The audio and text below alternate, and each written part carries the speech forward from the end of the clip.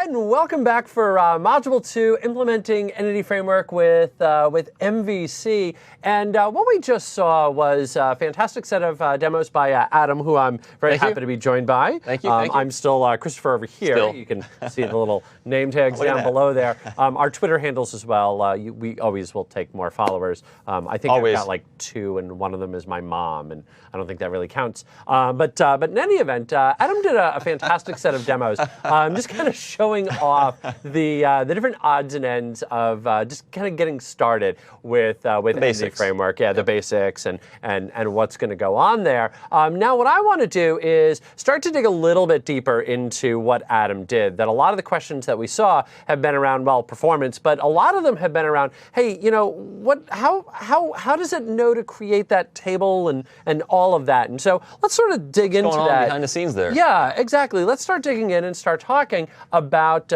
code first and how all of this works. So let's start with simple code first here. And Adam, I'm going to put you on the spot here. Pop quiz. Oh, there we go. Pop quiz. What's special about that class? Artist ID, name, bio. Nothing. Anything special? Nothing. And that is the exact right answer. There is nothing special about that class. Pop because quiz. Code first classes are, at the end of the day, wait for it, just classes. That's it. They are just simply classes. That's it. And what's great is that with Code First, it really is just going to kind of look at what you've done and, generally speaking, figure out exactly what it is that you wanted to do to store that data behind the scenes. So you just design your classes the way that you typically would. For the most part, there is going to be a few things that you're going to have to bear in mind, but for the most part, you just design them the way that you typically would. Keep using standard conventions like ID for the ID, and away you go from there. Now, there was a great question in the chat window about DBA and do we still need a DBA? And the answer to that question is 100% for large complex databases where we're really concerned about performance. The answer to that is still yes. And that security. DBA. Yeah, for security, DBA is going to offer an awful lot there that we as developers typically aren't going to bring to the table. They're going to have a lot more skills in that arena than we are. But fortunately, with Code First, A, Code First can work with an existing database, as Adam demoed, but also B, if you are going to be using Code First to generate and manage the database for you, you can still have complete control over that database. And you can get sort of basic control just by going with a few different conventions and using attributes, and that's a lot of what I'm going to be demoing. But if you really want complete control over everything, there's actually a Fluent API that you can use that will give you complete control over that database, and that's what Adam is going to be talking about later on. Definitely. So with that, let's go ahead and take a look at actually creating those classes. And, I have to say, every time that I start doing Code First, everybody always asks, well, what about the database? And Code First will, generally speaking, do the right thing, but it does sometimes need a little bit of guidance. And fortunately, there's a lot of very simple ways that you can do that. And a perfect example of that is a string. That a string is going to become behind the scenes inside the database, and I'm going to speak in SQL terms. This is, after all, Microsoft Virtual Academy. So I'm going to speak in SQL terms that if you create a string property, it's going to be set up inside the database as nvarchar max, which is probably not what you want, but here's the problem, is that Entity Framework is going to look at your class and it's going to go, all right, well, it's supposed to be a string. How big of a string? I don't know. And so that's what it's going to wind up creating behind the scenes. But as we're going to see, we can go in and manage that with some basic attributes. Again, if you want full control, you've got the Fluent API. We'll talk about that after our meal break. But if you want basic control, you can do that with the attributes. Now, those attributes are available inside of the System Component Model data annotations. And you're going to notice that really nowhere on there there is any mention of Entity Framework. And that's a really good thing because these aren't specific to Entity Framework. They're used by a lot of additional platforms, including, by the way, MVC. Now, one of the very cool things that MVC can do for you is it can start doing things like validation as long as you tell it what to expect in regards to validation. So if you tell it that a number needs to be between 1 and 10, MVC is going to handle that for you. In turn, you'll also notice that those exact same attributes that you would use to decorate your classes with MVC are going to be used by Entity Framework as well and are going to update that database.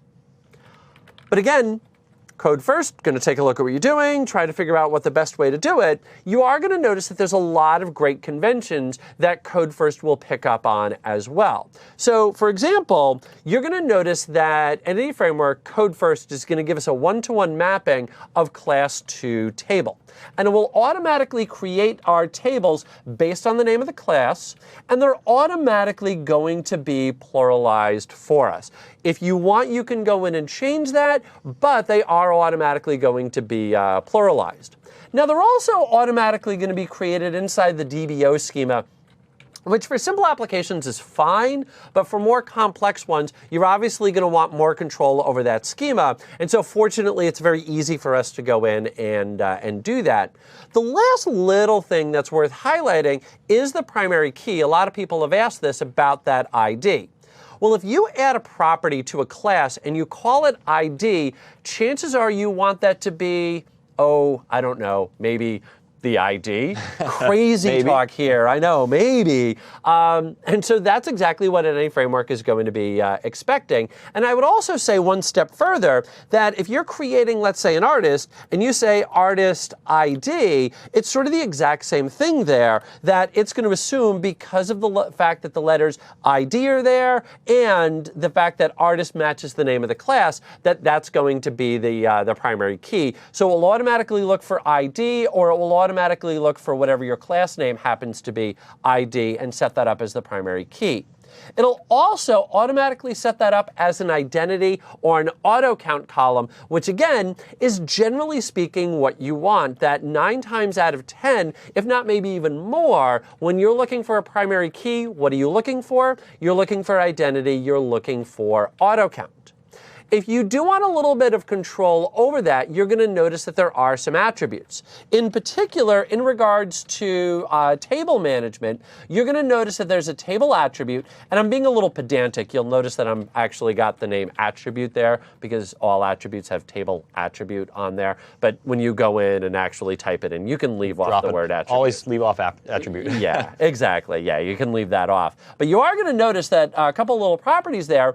First of all, you've got name.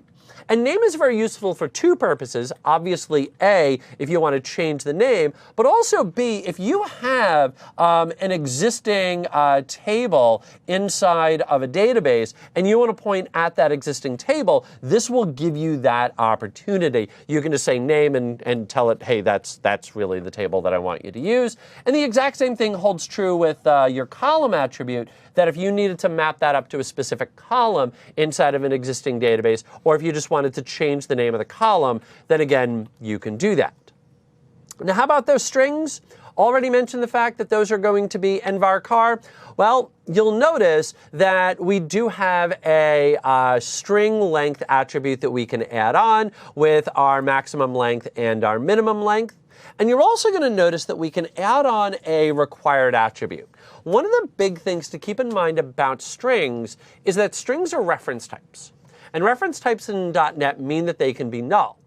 So what's going to happen is Entity Framework is going to look at that and it's going to go, oh, okay, well, this could be nullable, and allow null values inside the database, which you typically don't want. So if you want to mark that as required, then you can just simply add on the required attribute and away you go. And it's also worth highlighting on the string length and on the required that MVC will pick up on that as well. Now, our numbers become a little bit trickier, that the SQL data type is going to be mapped to the .NET data type, so long will become big and behind the scenes. But if you do want to specify a range, you can do that with the range attribute, specify the minimum and the maximum value, and it will automatically add on that check constraint for you. Now, while we're talking about numbers, it's worth noting that numbers, like dates, are value types. And value types, sort of like the name implies, in .NET, need to have values. Well, let's consider a scenario where maybe we're taking an order, and our order has an order date and a ship date, and a null value on a ship date is basically a flag to say, hey, look, this hasn't been shipped. So how do I then make sure that we can allow a null value inside of there when a date time is not nullable? Well, what we can do is just mark that as nullable, that the basic syntax is to either use the generic nullable and then the data type, or you can use the name of the data type with a question mark afterwards. So if it was going to be an int, then you could go ahead and say int question mark, and then that would mark that as nullable. Otherwise, it's going to require a value there. Not to be confused with type. Exactly. Type? Are you trying to use a type? All right. Any type question mark. Yeah. Turns to a nullable type. Yep. Much better syntax than the other way of doing it. Yeah, the nullable T. Yeah, why is it becoming that big? All right. So let's go in and take a look at a demo. And if you look at my slide here, you're going to notice that I've already given you fair warning. This demo is going to fail. Well, it's sort of going to fail, but I'm expecting this. Okay, so let me fire up Visual Studio here, and I'm going to create a brand new project here. And why are you not? Well, that's sort of funny. I'll do it this way then. There we go. So just want to make sure it's going to be inside the appropriate directory to make my syncing a little bit easier. I'm going to call this my music store, and my solution name is going to be demos, because I'm very creative there. Actually, you know what? I'm going to call this Christopher Demos, just to differentiate between Adam's wonderful demos. All right. Console 5. Yes, console 5, variable 1. All right, let me go in and just create this, and I'm just going to accept the defaults. And while that's doing its thing behind the scenes, I'm going to take a real quick sip of water. Cheers. Thank you for that, Danny. All right, now let me go into Solution Explorer. And what I'm going to create here is a brand new class. And I'm just going to give this name of artist, and I'm going to hit add. There we go. And let me mark this as public. Now, again, if you wanted to control the name of the table, you could very easily just come up top here and say table. Now, one of the little things that you're going to notice is right over here, I always love throwing in little Visual Studio tricks, that you've got that little blue rectangle, and what that's doing is it's realizing, hey, wait a minute, we've got a problem here. I have no idea what table is, but I think I've got a way to fix it. And that might be by creating a class for you, and if you hit Control dot, that will then bring up the little help window, and then you'll notice that you can tell it, all right, well, just go ahead and grab that namespace for me, and that'll make your life a little bit easier. So I could go in and just simply say Control dot, hit Enter, and now that will bring in the name, and then I could go in and specify what I wanted the name to be. So if I wanted to be artists, then I could call it artists. If I wanted to call it something else, I could do that. But again, by default, it's automatically going to be artist, and that's perfectly fine. I'm then going to go in and I'm going to say prop. I'm just going to use the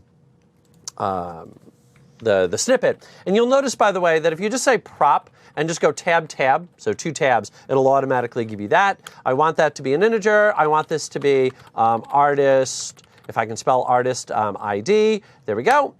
And let's go in and say prop and tab, and let's say string, and let's say name. And I'm just going to hit enter, and that will give me that. Cool. Awesome. So there's my little artist class, and I am going to real quickly here go in and create my data context. So let's just go in and say music store data context, which is spelled like that, and public and db context. And again, my control dot using system entity. There we go. And I'm just going to, for right now, say public db set artist, and let's say artists. OK, cool. Now, I'm sort of tired of writing code, and you're probably tired of watching me write code. So I'm going to let Visual Studio do a little bit of magic for me that I'm just going to say add controller. And for right now, I'm just going to go with controller empty here. I'll talk about why in a second. Artists. There we go. And that's pretty empty. It is pretty empty. I'm just going to come right up here. Music store data context. I should have called it DB context. Context equals new music store data context. OK. Come on.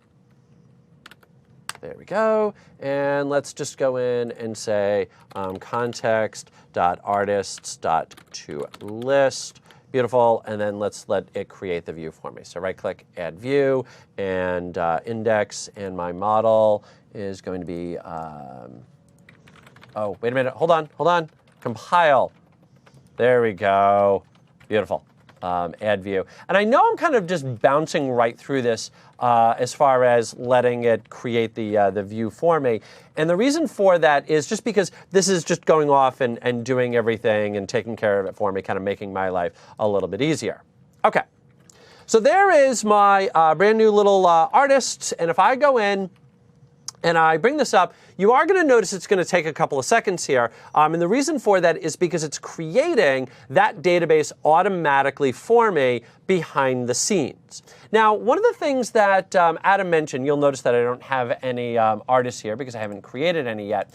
But one of the things that Adam mentioned earlier was the simple fact that it's going to use a connection string if you give it one, or otherwise, it's just going to come down here to Entity Framework, default connection factory, and then use MS SQL local DB. If you want to change the database that it's going to go to, then you could actually just update that parameter right there and specify the particular database. I always like using V11. I don't know why. I just do old school. And hey, you know what? It works for me. And that's exactly what I'm going to do. And let's just go back to artists to let it recreate the database. Chugga. OK. Oh, because the file already exists. That was not the failure that I was expecting, but that's OK. I can fix that real quickly. There we go. I just deleted the MDF file. By the way, on production, this is an important tip from me to you. Deleting the MDF file on production, generally speaking, a bad idea. Just generally? Yeah, generally. 95.87. 2% of the time. Yeah, that can wind up being an RGE, a resume generating event. OK, I like that. So thank you. Let's go ahead and look at the database here. And I'm just firing up Management Studio. And I always like using the actual data tools to go look at things. And so sure enough, there is that little database that it created for me. And so you'll notice that the name there is Music Store Models, Music Store Data Context, which is the full namespace name of that context. If you want control over that, of course, you can go grab that. You define your own connect string and call it whatever you want. Exactly. And then what you're also going to notice, if I drill in here, with a little fanfare, there we go, that I've drilled in my tables, my artists, and then right down here, you're going to notice that there's my artist ID, and you're going to notice that there is the name. And you'll notice that artist ID identified as a primary key, integer, not null. And if I opened up the properties for that, you would see that it's also identity. Just take my word for it. And then the other big thing that you're going to notice right here is that this is nvarchar max and nullable. And again, Again, nvarchar max because it's a string. It doesn't know how big my string is going to be. And null because, again, my string is a reference type. And the thing about a reference type is the fact that it can be nullable. And so the entity framework is picking that up. All right, well, let's go in and fix that here. So let me go back to Visual Studio, and I'm going to go back to my artist. And then right on top of name here, I'm just going to add in required. And I do need just data annotations, tables inside of schema. So I'm just going to say required, and I'm going to say string length and maximum length, and let's say 100 is probably long enough, and let's say our minimum length is going to be 2. Sounds good. All right. I think that will let us, yeah, that'll give us OK. There if I ever we go. become a famous musician, I'm going to create an album called A. A. All right. A. A. Hey, you've seen this album, A? See what I did there? I got it. I'm clever. I'm clever. Yeah. Very clever. There you go. All right. OK, so anyway, so now let's go back to my page here. And when I refresh this page, because I've already built this, so I've built this. So now here's what's going to happen is Entity Framework at this point is going to look at when I go to pull my data, it's going to take a real quick look at my database and see, does this database match what I'm expecting? And you're going to notice when I run this, drum roll please, it doesn't. Bombs. It bombs. Here's the problem that I've got. OK, I've got a lot of problems. But here's the problem that I've got with my code. The problem is that I told it I want name to be between 2 and 100 characters, and I want it to be not null. It's looking at the database, and it's going, wait a minute, this database says nullable. This database says nvarchar max. Doesn't match. Yeah, it doesn't match. Let's call the whole thing off. And so it's failing at this point going, OK, well, I don't know what to do with your database. So what we're going to need is we're going to need code first migrations to be enabled. Now, Adam is going to have a module where he's going to talk a lot more about migrations. What I'm going to do is just turn it on, and I'm going to show you how you can kind of get through the next series of demos for those of you scoring at home. So what I need is I need to enable migrations. So I'm just going to come inside of here, and I'm going to say enable migrations. And in theory, that should be it. So I'm going to hit enter here, and I know it's going to fail yet again, but that's OK. So I'm going to hit enter. And here's what's going to happen, is it's going to say, wait a minute. I've got a problem. We have 2 contexts. We have the one that you created, Music Store, and we have the one for identity that Adam mentioned earlier. Which one do you actually want me to enable the migrations for? Well, in my case, I want it to be for our Music Store context. Fortunately, the little shell here, the console, is nice enough to actually give me the full command. And so now I'm going to paste that in. Now, I'm also going to do one other really quick thing here, and I'm going to say enable automatic migrations. Now, what automatic migrations is going to do for me is it's going to allow Entity Framework to make a call out to the database, look at the database, look at what I've currently got, figure out what needs to be done, and automatically do the update. If you want complete control over that, you can actually start adding in your own migrations. You can actually start doing all of that with code. And again, Adam is going to dig more into that. Right now, my focus is just getting, well, this demo working. That's really it. So I'm just going to say enable automatic migrations, and I'm going to hit enter. And what this will do, give it a second. Wait for it. There we go. Is this will automatically set up my migrations for me. And now, if I want to update my database, then all I have to do here is just simply say update database. That's it. Now, if you wanted to actually see the SQL that it's going to use, you can say update database script.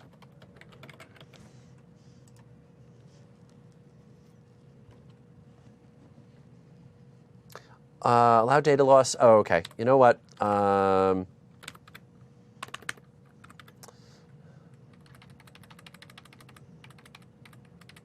do I want? What do I want? You know what? I'm just going to use force. Here's the problem that here's what's happening. It's yelling at me because what I originally said was I want it to be nvarchar max.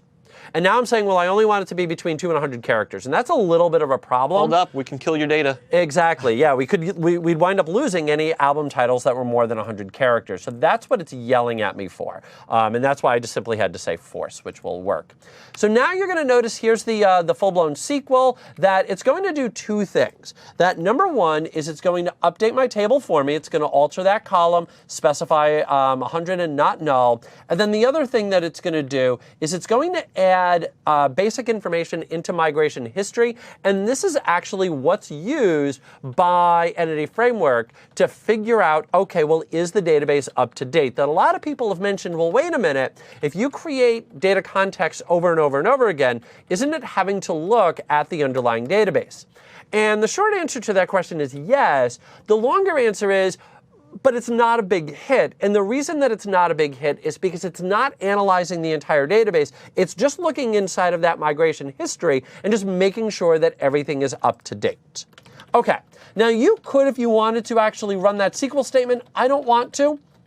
Instead, what I want to do is just let the console do it for me. So I'm just going to say update database, tick force. There we go. And what we're going to notice is 2 things here. We're going to notice, first of all, if I go back to my database here, and let me just hit refresh. There we go. And go back into tables, artists, and columns. Now what you're going to notice is that we'll zoom on in, and now you're going to see that it's listed as nvarchar 100, and you'll notice that it's now listed as not null. And you're also going to notice in turn, there we go, that when I go back and I hit refresh, give it a second, there we go, that now you're going to notice that everything is displaying properly. And so now I could start going in and putting in my artists, and away we go from there. And in fact, let's do this real quick here. I want my artist controller and public action results. I should have let it create all of that for me, but that's okay. I'm just going to say create, and there we go, return view, and let's go in and say HTTP post, whoops, HTTP post. There we go. And then now let's go in and say public action result and create an artist,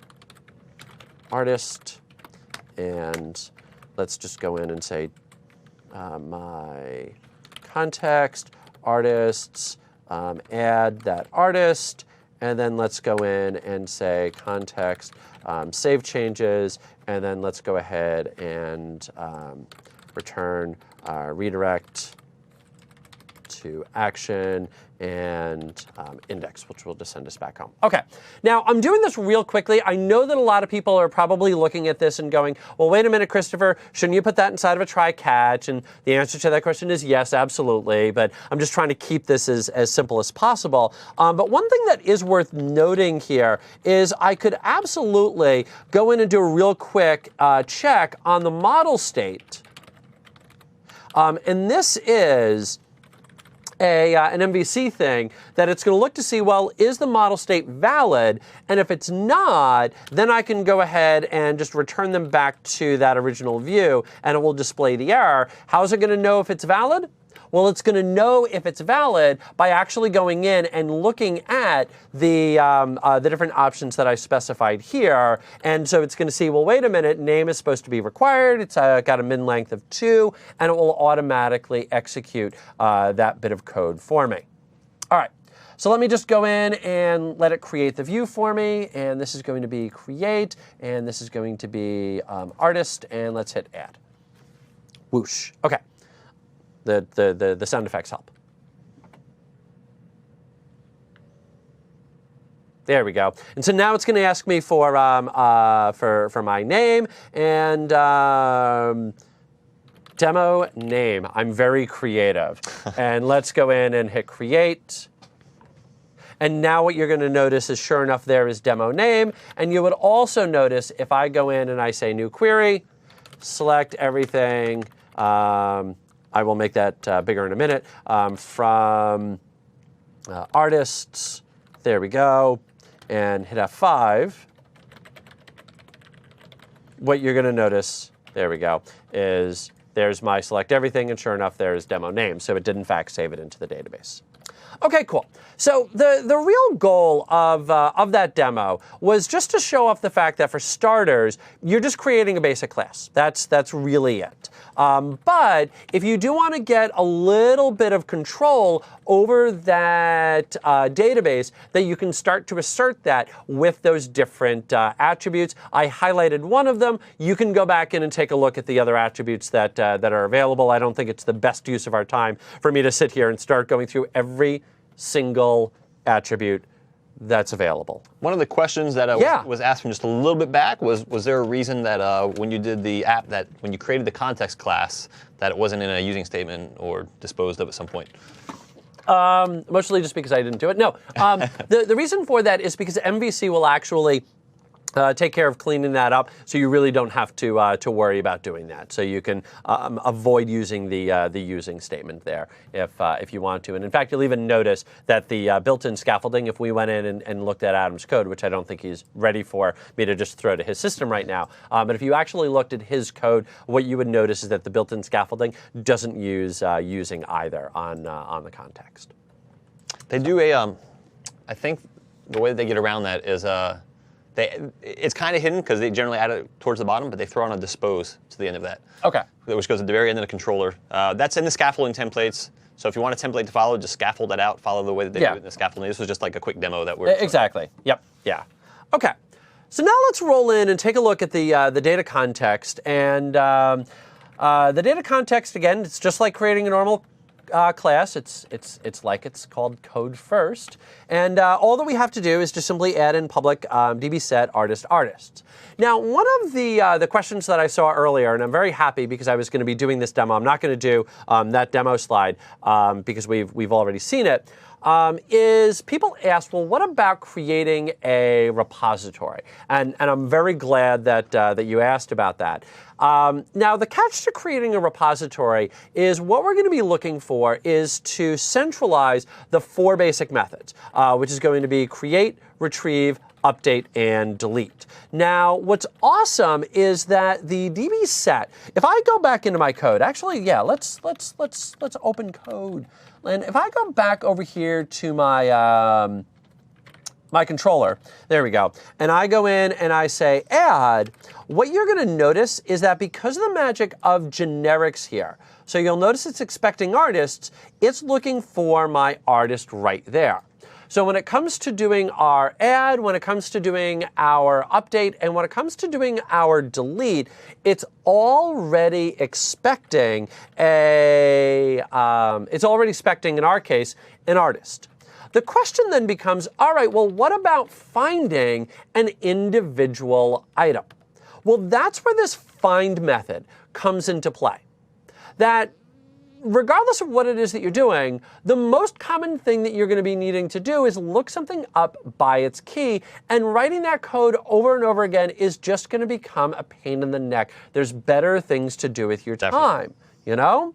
So that's where the find method comes into play. And this is, again, kind of going back to that code first wonderfulness, is code first was written by developers for developers. They knew this is what we typically need to do, that typically we need to go in and look something up by the key, and if it's not there, just simply return null. And that is exactly what find does. So with that information, let's go in and take a look at creating the beginnings of a repository.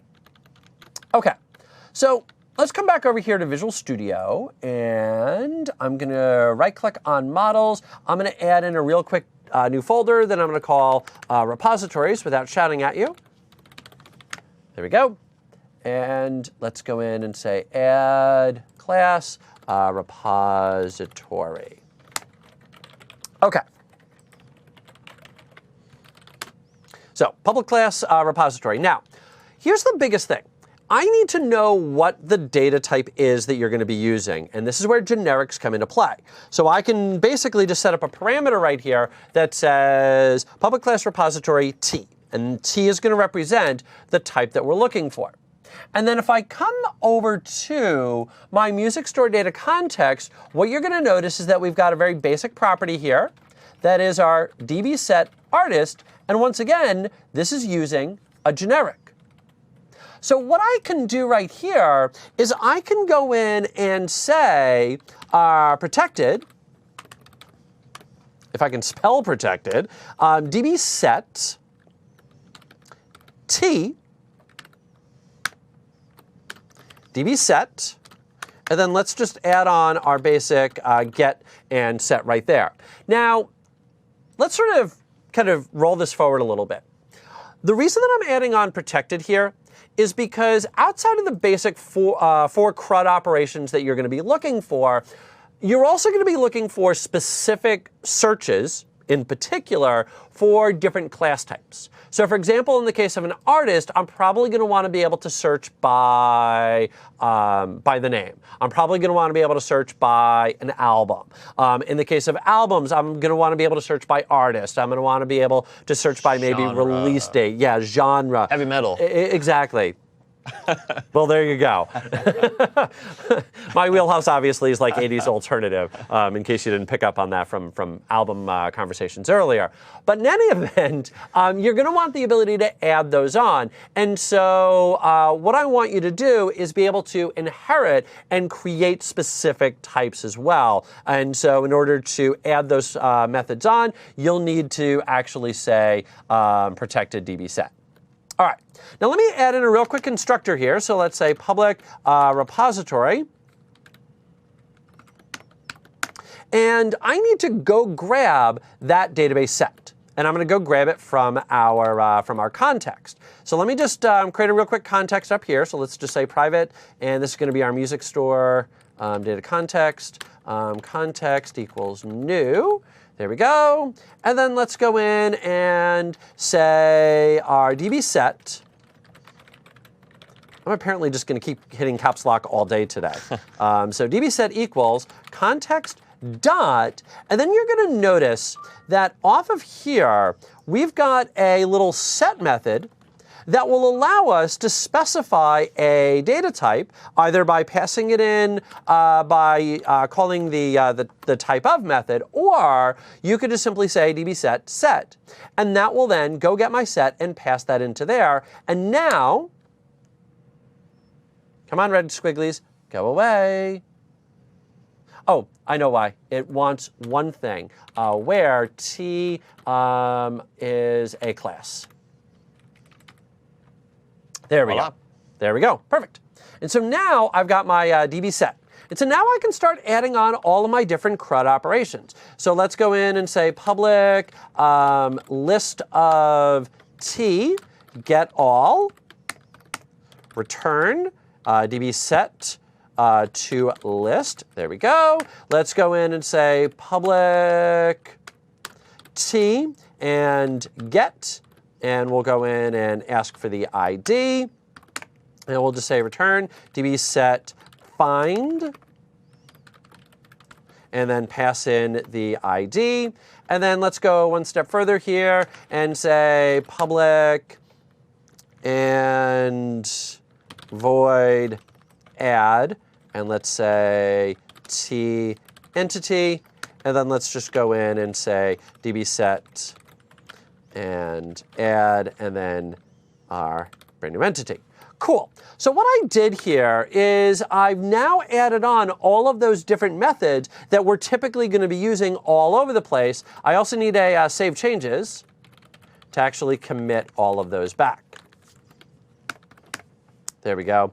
And then let's go in and say context save changes. Beautiful. Perfect. Just like that. Beautiful. And so now we've got all of that in here. Now, I could, if I wanted to, actually just start using that repository, but if I did want to create my special one, then I can just go in and say artist repository, and then public, and then now I could go in and say inherit from repository artist. And then now I've already got those methods. And by the way, I could have, and I just didn't, but I could have marked those as virtual. So if you wanted to override them, you could do that. But now if I want to add on a specific method, like for example, public list, and let's say artist, and maybe get by name, let's say, and string name, what you're going to notice is that I've now got that DB set. And so now I could add in that where statement. So I could say where a dot name contains name to list. And then go ahead and return that back. So very easy now for me to add all of those items on. I should probably have a return in front of that. Return. There we go. And so now let me come back over here to my artist controller. And now, rather than using the context directly, let's go in and create my artist repository. So we'll say artist repository. Repository equals new. And then now let's go in and just simply use that. So this is going to be get all. And this is going to be our repository dot add, and then our repository context. So now you're going to notice that we're using a repository, and there's a lot of advantages to using a repository, that now this is going to become more testable. Because, again, if I was going to take this to the next logical step, I could create an interface out of this, and then that way when I'm doing my testing, I just pass in an interface that uses a list as a backing store. I could also then generalize this controller. I mean, I could get all kinds of fancy here. So I could generalize this controller and just add on the index, the create, the update, and the delete here. Because quite often, that code is going to be identical here inside of each one of those. Same thing. So, yeah. You know, and yes, if I wanted to, I could also go in and implement iDisposable. I'm not going to go to that level because I think we sort of see the point here. So now let me just go in and rebuild that. Let me refresh my page. And I really just want to show no errors, so everything is still working. Perfect. Just like that. And I could, again, go in, say, create new, another demo, because I'm very creative, hit create, and sure enough, there's my another demo. So now it's just using my, my repository there. Sweet. OK. Now, let's close by talking a bit about the database. Whenever we're doing development and we're doing testing, we typically want to start with the exact same starting scenario, the exact same clean slate. And we want to make sure that we throw in a bit of starting data so that way we could actually go in and start playing around. And that's where our database initializers come into play. That the Entity Framework is going to give us the ability to make the database look how we want it to look. That you'll notice that it's automatically creating the database as we've seen. And the reason for that is because by default, it automatically uses this create database if not exists. But you could also, if you wanted to. So that's why in the last module, how to know to create that database, because that is the default behavior. Exactly. The database doesn't exist. We're going to create it for you. SQL Express, local DB12, local DB11. Yep. Try to create, try to create, try to create. Yep, exactly. And in my case, I want to go ahead and change that behavior. And so you'll notice that I could go in and create one that's based on drop create database when model changes, or drop create database always, which is perfect for testing. Now, all you have to do to implement one of these is just simply create a class that inherits from the appropriate option, go ahead and register it, and the main method that we're going to be looking for here is the seed method. And what the seed method will give us the ability to do is start putting in that data. You got to see me look at Adam over there. Hi, Adam. Hello. All right. And now, fingers on fire answering questions in the chat room here. Yeah, it's pretty crazy the number of questions that are coming through.